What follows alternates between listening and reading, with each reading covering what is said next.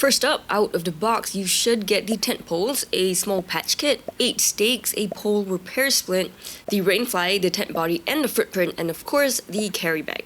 To set up this Nemo Aurora, first grab the footprint and lay it on the ground. If it's windy, you can grab 4 of the 8 stakes that were provided and stake down the 4 corners of the footprint lightly, using the webbing loop at each corner. Next, grab the tent body and lay it on top of the footprint. Once the tent body is on top, unstake the footprint and use the same 4 stakes to stake down both the body and the footprint. They both have the exact same webbing loops for doing so. I highly recommend staking them both down for an easier setup, even if it's not windy out. Now, here are the 2 poles you get with the tent.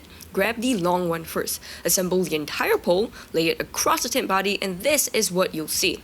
This single pole has 4 pole tips, so make sure you angle these pole tips so that they point towards the tent corners. Also, if you're wondering why this pole has a very unique shape, it's because it's a hub pole, and it comes with these hubs, which connect 3 different parts of the pole together, giving you that shape that you see.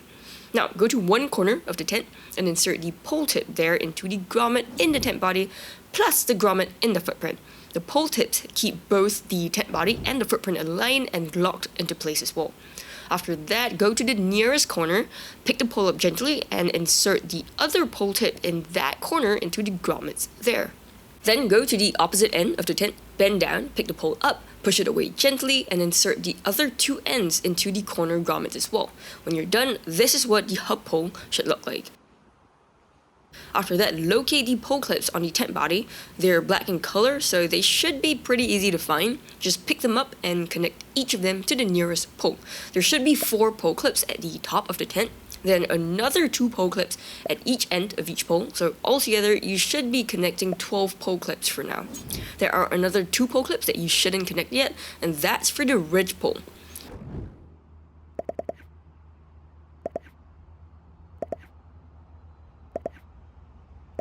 Next, grab the last pole, that's the ridge pole, go to the front of the tent, locate the grommet above the tent door, and insert one of the pole tips of the ridge pole into the grommet there.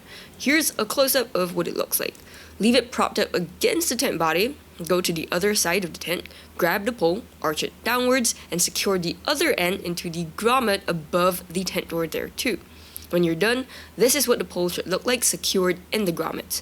And those last 2 pole clips we haven't yet connected, that's for this ridge pole.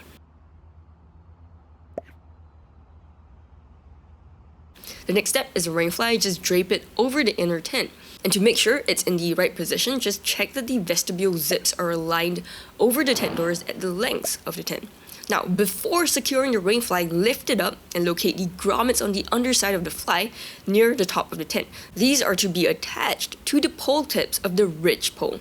It's pretty easy to attach these to the pole, but if you find it a bit too tight on your first use, there's a finger groove webbing which can help you pull it over the pole tip pretty easily. Once you've done that, next locate the Velcro fly attachments also on the underside of the fly, and these are to be attached to the poles, 1 for each pole. At the same time, also locate the webbing straps on the corners of the rainfly. These are to be secured to the corner grommets at the very bottom of the main pole tips. So, just to clarify, underneath the tent body grommet and the footprint grommet, now you've also got the rainfly grommet, so 3 grommets altogether.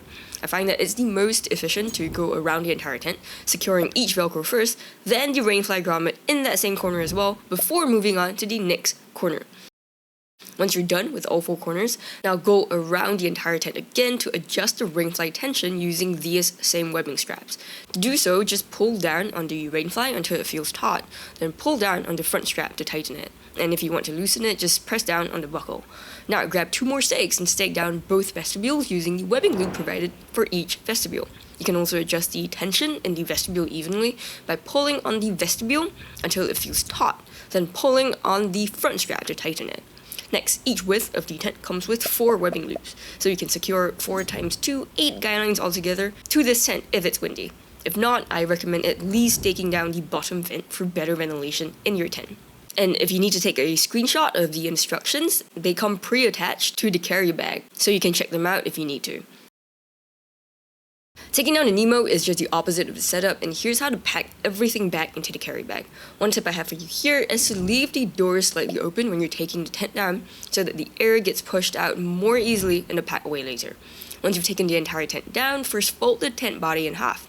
Then when you place the carry bag beside it, you'd realize it's too big to fit in, so the next step is to third the body. This should get it down small enough to fit back into the bag. Now for the rainfly, just keep folding it in half until it's about small enough to fit on top of the tent body.